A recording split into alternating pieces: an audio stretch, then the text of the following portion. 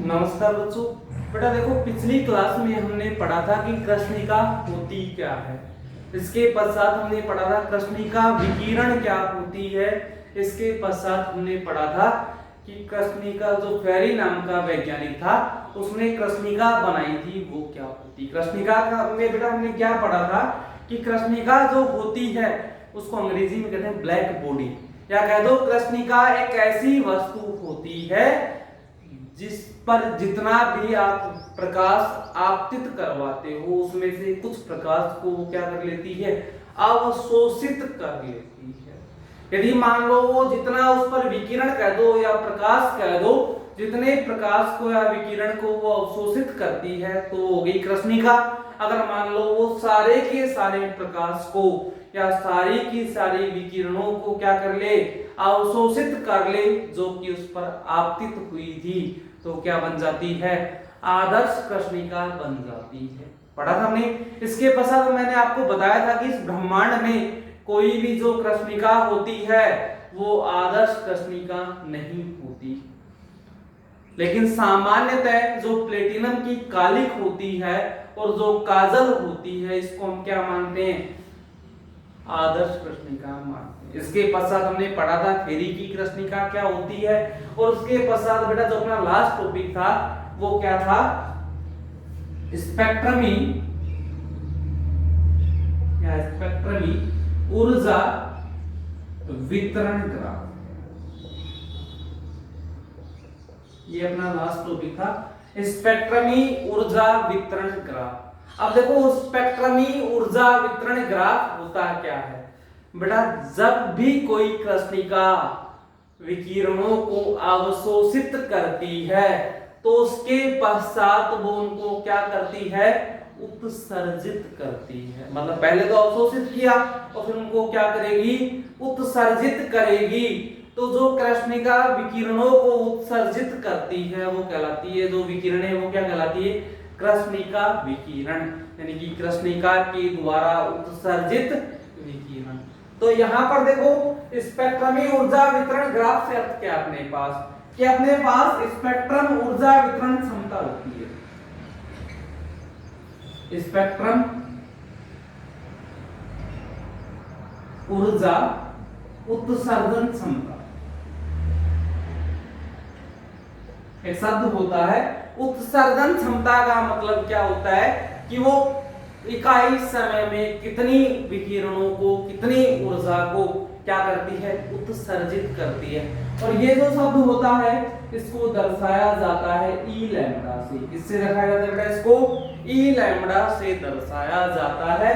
तो इस उत्सर्जन क्षमता ई लैम्ब्डा और इसके अलावा प्रकाश की जो विकिरण कह दो या प्रकाश कह दो, उसकी जो तरंग दैर्घ्य है अपने पास लैम्ब्डा, इन दोनों के मध्य जो ग्राफ खींचा जाता है वो ही क्या कहलाता है, स्पेक्ट्रमी ऊर्जा वितरण ग्राफ कहलाता है। तो बेटा जब इनके बीच ग्राफ खींचा गया तो जो ग्राफ हमें प्राप्त हुआ वो किस किस के बीच था, ए लैम्ब्डा के और लैम्ब्डा के बीच में। तो ग्राफ अपना इस प्रकार से हमें प्राप्त हुआ था।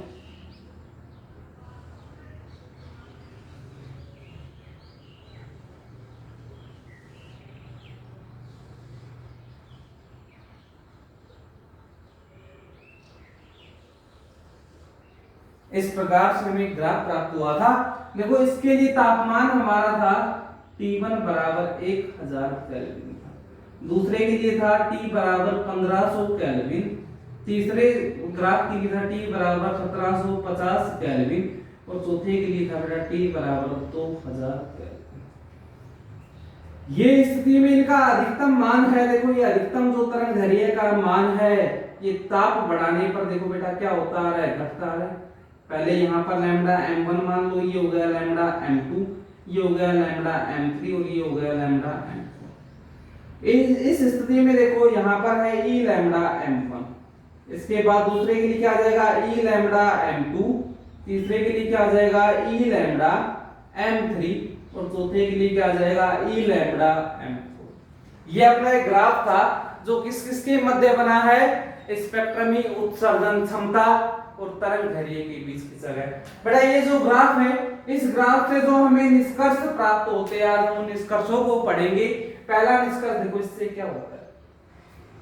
तो बेटा पहला निष्कर्ष ग्राफ से देखते हैं कि जो उत्सर्जन क्षमता और लैम्ब्डा के मध्य ग्राफ बना, ये कौन सा ग्राफ होता है? स्पेक्ट्रमी ऊर्जा वितरण ग्राफ होता नहीं होता। और ये देखो हमें लगभग कैसा प्राप्त हो रहा है? सतत प्राप्त हो रहा है। तो जो स्पेक्ट्रमी ऊर्जा वितरण ग्राफ होता है वो कैसा होता है? सतत होता है।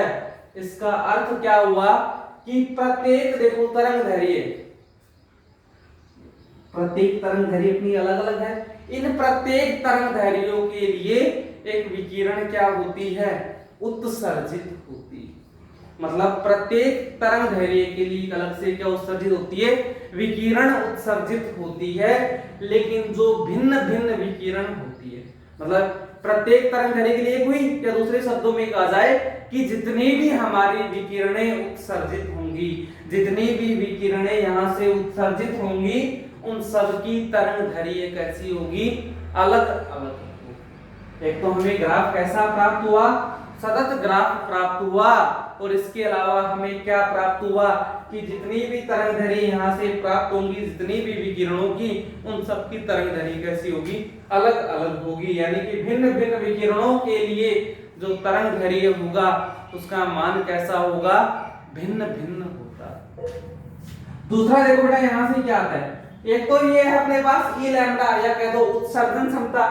तो देखो यहाँ पे ई लैम्ब्डा एम का जो मान है, ई लैम्ब्डा एम, मतलब ये उत्सर्जन क्षमता है। इसका जो मान है बेटा देखो शुरुआत में जब लैम्ब्डा का मान बढ़ता है, लैम्ब्डा का मान बढ़ाने पर बढ़ा है, लैम्ब्डा का मान यहाँ 0 से शुरू हुआ। जैसे जैसे मान बढ़ा है, एक स्थिति में ये मान कैसा प्राप्त होता है? अधिकतम होता है। होता नहीं। जो जो उत्सर्जन क्षमता है अपने पास, या कह दो स्पेक्ट्रमी उत्सर्जन जो क्षमता है, उसका जो मान है, जब आप तरंग दैर्ध्य बढ़ाते हैं तो सबसे पहले इसका मान कैसा प्राप्त होता है? हमें अधिकतम प्राप्त होता है। ये देखो इस स्थिति में इनका मान कैसा है? अधिकतम। एम का मतलब यहाँ पर बेटा मैक्सिमम, अधिकतम। ठीक है। इसके पश्चात यदि हम और तरंग दैर्ध्य की बढ़ाते हैं, मतलब तरंग दैर्ध्य का मान इससे और आगे हम लेकर जाते हैं, तो इससे आगे और जब हम मान लेकर गए तो अपने पास देखो इसका मान कैसा होता है? घटता है नीचे की तरफ। तो इसका अर्थ क्या हुआ कि स्पेक्ट्रमी उत्सर्जन जो क्षमता है, ई लैम्ब्डा जो है, उसका मान जब आप तरंग दैर्ध्य बढ़ाते हो तो शुरुआत में तो बढ़ता है, फिर एक स्थिति पर कहां पर पहुंच जाता है? अधिकतम पर पहुंच जाता है। उसके पश्चात वापस घटने लग जाता है और कहां पर आ जाता है? नीचे आ जाता है। ये हो गया अपना दूसरा निष्कर्ष। अब बात करते हैं बेटा तीसरे निष्कर्ष की। इस तरंग दैर्ध्य की बात करो लैम्ब्डा, यहां पर मैक्सिमम का मतलब लैम्ब्डा एम दे रखा है, तो इस लैम्ब्डा एम का जो मान है, देखो पहले ताप 1000 केल्विन था तो लैम्ब्डा एम 1 यहां पर था। इसके बाद ताप हो गया 1500 केल्विन तो लैम्ब्डा एम 2 थोड़ी पीछे आ गया। ताप बढ़ा और पीछे आया, इसके बाद ताप बढ़ा तो और पीछे आ गया। मतलब जो अधिकतम तरंग दैर्ध्य है उसका जो मान है वो ताप बढ़ाने पर क्या हो रहा है? घट रहा है। पहले ताप कम था तो मान ज्यादा था, ताप बढ़ा तो मान और कम हुआ, और ताप बढ़ा तो मान और कम हुआ, और ताप बढ़ा तो मान और कम हुआ नहीं हुआ। लेकिन जो ये अपने पास है उत्सर्जन क्षमता, इसका मान देखो बेटा, ताप कम था तो कम था, ताप बढ़ाने पर उत्सर्जन क्षमता बढ़ी, और ताप बढ़ा तो और उत्सर्जन क्षमता बढ़ी। इसका मतलब ये उत्सर्जन क्षमता और ताप ये दोनों तो एक दूसरे पर क्या करते हैं? निर्भर करते हैं, समानुपाती, एक बढ़ा तो दूसरा बढ़ा। लेकिन देखो ये जो तरंग दैर्ध्य है अपने पास, ये तरंग दैर्ध्य और ताप, ताप बढ़ा तो तरंग दैर्ध्य का मान क्या हुआ? घटा। तो ये दोनों एक दूसरे पर निर्भर नहीं करते, मतलब एक बढ़ रहा है तो दूसरा घट रहा है। या हम दूसरे शब्दों में कहा जाए कि जो लैम्ब्डा एम है अधिकतम तरंग दैर्ध्य, ये व्युत्क्रमानुपाती होगी किसके? किसके व्युत्क्रमानुपाती होती है? ये ताप की व्युत्क्रमानुपाती होती है। और देखो जब भी समानुपाती का निशान हटता है तो नियतांक लगता है, यहां पर है बी। यहां जो बी है ये कहलाता है विन नियतांक। और बेटा इस विन नियतांक का मान फिक्स होता है, वो होता है 2.898 गुणा में 10 की पावर -3 मिली कैलोरी। विन नियतांक है, इसका मान फिक्स है, कितना है 2.898 गुणा में 10 की पावर -3 मिली कैलोरी। ये इसका मान होता है। कैसा मान है इसका? फिक्स मान है। और देखो ये जो संबंध होता है क्या है? अधिकतम तरंग दैर्घ्य, या कह दो कि विकिरणों की जो तरंग दैर्घ्य होती है उसका जो मान होता है वो परम ताप के या ताप के कैसा होता है? व्युत्क्रमानुपाती होता है। मतलब ताप का मान और उसका मान एक दूसरे के कैसे होते हैं? व्युत्क्रमानुपाती होते हैं। और ये कहलाता है बेटा विन का विस्थापन नियम। क्या कहलाता है? ये विन का विस्थापन। आया समझ में? अब देखो इसका जो अगला निष्कर्ष है नंबर 4 का, उस निष्कर्ष को समझो। नंबर 4 वाला निष्कर्ष ये अपने पास क्या है? उत्सर्जक क्षमता, स्पेक्ट्रमी उत्सर्जक क्षमता, और ये क्या है? तरंग दैर्घ्य। इन दोनों के मध्य ग्राफ खींचा तो ये ग्राफ हमें प्राप्त हुआ नहीं हुआ? ये ग्राफ का जो सारा का सारा क्षेत्र है, इस ग्राफ का जो ये कंप्लीट क्षेत्र है, सारा का सारा क्षेत्र है, ये कहलाता है कुल उत्सर्जक क्षमता। क्या कहलाता है बेटा? ये पूरा का पूरा जो उसका क्षेत्रफल है, या कह दो हम स्पेक्ट्रमी ऊर्जा वितरण ग्राफ का जो क्षेत्रफल होता है वो किसको दर्शाता है? कुल उत्सर्जक क्षमता को दर्शाता है। किसको दर्शाता है? वो कुल उत्सर्जक क्षमता को दर्शाता है। और जो कुल उत्सर्जक क्षमता होती है बेटा, इसको प्रदर्शित किया जाता है कैपिटल ई से। स्पेक्ट्रमी उत्सर्जन क्षमता को तो किससे किया था? ई लैम्डा से। लेकिन जो कुल उत्सर्जन क्षमता होती है इसको प्रदर्शित किया जाता है कैपिटल ई से।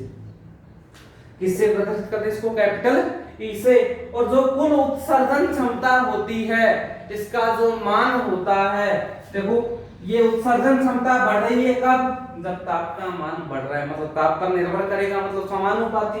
लेकिन जो ताप होता है T, उसकी चतुर्थ घात के कैसा होता है? समानुपाती। मतलब कुल उत्सर्जन जो क्षमता है अपनी, वो ताप की चतुर्थ घात के कैसी होती है? समानुपाती होती है। ठीक है बेटा। और जब यहाँ पे समानुपाती का निशान हटेगा तो नियतांक लगता है, वो है सिग्मा। क्या लगते हैं यहाँ पर नियतांक? सिग्मा T की पावर 4। यहाँ जो सिग्मा है ये कहलाता है स्टीफन नियतांक। स्टीफन नियतांक। और बेटा इसका मान भी फिक्स होता है, होता है 5.63 गुणा में 10 की पावर -8।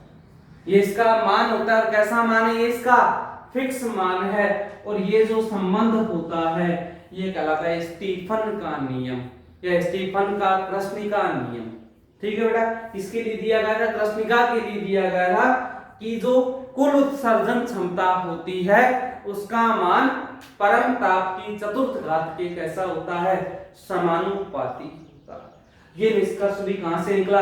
इस ग्राफ से निकला, जो स्पेक्ट्रमी ऊर्जा वितरण ग्राफ है इससे अपना निकला। अब आगे देखो जो अगला अपना निष्कर्ष है वो क्या होता है बेटा? हमने ये जो संबंध निकाला है ई समानुपाती T की पावर 4, ये संबंध किसके लिए है? कुल उत्सर्जन क्षमता का। किसके सापेक्ष? ताप के सापेक्ष संबंध।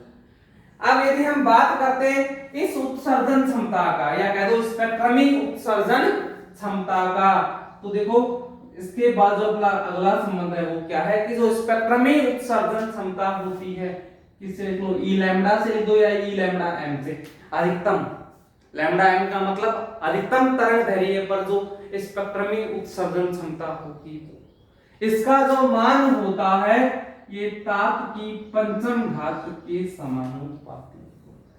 मतलब जब कुल उत्सर्जन क्षमता की बात की गई तो जो कुल उत्सर्जन क्षमता होती है वो तो ताप की चतुर्थ घात के समानुपाती होती है। और यदि स्पेक्ट्रमी उत्सर्जन क्षमता की हम बात करते हैं तो जो स्पेक्ट्रमी उत्सर्जन क्षमता है ये ताप की कौन सी घात के समानुपाती होती है? पंचम घात के समानुपाती। ये जो निष्कर्ष थे ये हमने इस ग्राफ की सहायता से ये 5 निष्कर्ष निकाले गए। इसके बाद जो अपना अगला टॉपिक है वो है विन का विकिरण नियम।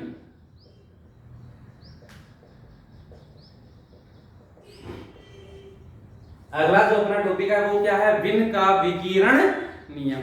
एक तो हमने अभी अभी पढ़ा था कौन सा था, विन का विस्थापन नियम। अब किसकी बात आ गई, विन के विकिरण नियम की। देखो बेटा समझो विन का विकिरण नियम होता क्या है। भाई माना अपने पास एक तरंग दैर्घ्य है लैम्डा, ठीक है। तरंग दैर्घ्य का मान जब हमने बढ़ाया तो इस पहले लैम्डा थी माना, बाद में बढ़कर कितनी हो गई, लैम्डा प्लस डी लैम्डा होगी। पहले तरंग दैर्घ्य लैम्डा थी, बाद में ये बढ़कर कितनी हो गई, लैम्डा प्लस डी लैम्डा। तो इन दोनों तरंग दैर्घ्यों के मध्य की जो परास होती है, इन दोनों तरंग दैर्घ्यों के मध्य क्या होगी, परास अंतर होगा कुछ ना कुछ। वो दोनों के मध्य का जो अंतर है या जो क्षेत्र है जिसको हम क्या बोल रहे हैं, परास बोल रहे हैं। इस परास की ऊर्जा घनत्व या इस परास का जो ऊर्जा घनत्व है वो किसके द्वारा दिया गया था, इस ऊर्जा घनत्व का मान विन के विकिरण नियम से दिया गया था कि दो तरंग दैर्घ्यों के मध्य की जो परास होती है उसका ऊर्जा घनत्व का जो है उसका मान दिया गया था विन के विकिरण नियम की सहायता से। और देखो बेटा जो मान यहाँ पर इसका दिया गया वो मान देखो क्या होता है, जो मान दिया गया वो मान था यू लैम्डा। यू का मतलब होता है ऊर्जा घनत्व, स्मॉल यू है बेटा, कैपिटल यू का मतलब विस्तृत ऊर्जा, और स्मॉल यू को हम किससे दर्शाते हैं, हमेशा ऊर्जा घनत्व से दर्शाते हैं। तो यू लैम्डा बराबर जो इसका फॉर्मूला था वो था ई लैम्डा डी लैम्डा, या कह दो उत्सर्जन क्षमता किसकी, स्पेक्ट्रम उत्सर्जन क्षमता। और इसको किससे गुणा कर दिया, परास देखो क्या है थी, लैम्डा और लैम्डा प्लस डी लैम्डा। अंतर कितना है दोनों के बीच में, डी लैम्डा का अंतर है, तो इसकी क्या होगी, परास। तो जब इस उत्सर्जन क्षमता को किससे गुणा कर दें, उनके मध्य की परास से, तो ये क्या बन जाएगा, ऊर्जा घनत्व बन जाएगा किसका, जो परास बची हुई इस परास का। जब इसको आगे सोल्व किया गया तो जो मान आया था वो मान देखो वो आया a अपॉन में लैम्डा की पावर 5 इनटू में e की पावर माइनस a अपॉन में लैम्डा टी डी लैम्डा। यहां पर कैपिटल A तथा स्मॉल a है, ये कांस्टेंट है या कह लो नियतांक है। दो नियतांक है, एक तो कैपिटल A नियतांक है और एक क्या नियतांक है, स्मॉल a अपना नियतांक। यही होता है विन का विकिरण नियम। देखो बेटा यहाँ पर जो ऊर्जा घनत्व है अपना, इस ऊर्जा घनत्व का मान यहाँ से निर्भर करता है e की पावर माइनस a अपॉन में लैम्डा टी अपॉन में लैम्डा की पावर, बाकी तो नियतांक है। तो जो ऊर्जा घनत्व होता है उसका मान इस मान पर निर्भर करता है। अब देखो कैसे निर्भर करता है ये हम पढ़ेंगे बेटा अगली क्लास में। आज क्या पढ़ा हमने कि विन का विकिरण नियम होता क्या है, कि दो तरंग दैर्घ्य है अपने पास अलग अलग, उन दोनों तरंग दैर्घ्यों के बीच की जो परास है, जो दोनों का अंतर है, उस अंतर के लिए ऊर्जा घनत्व का मान किसके द्वारा दिया गया था, विन के विकिरण नियम के द्वारा दिया गया, जो कि अपने पास ये फॉर्मूला यहाँ से हमें प्राप्त हो। ठीक है बेटा, अब इसके बाद ये निर्भर कैसे करता है ये हम पढ़ेंगे अगली क्लास। ठीक है।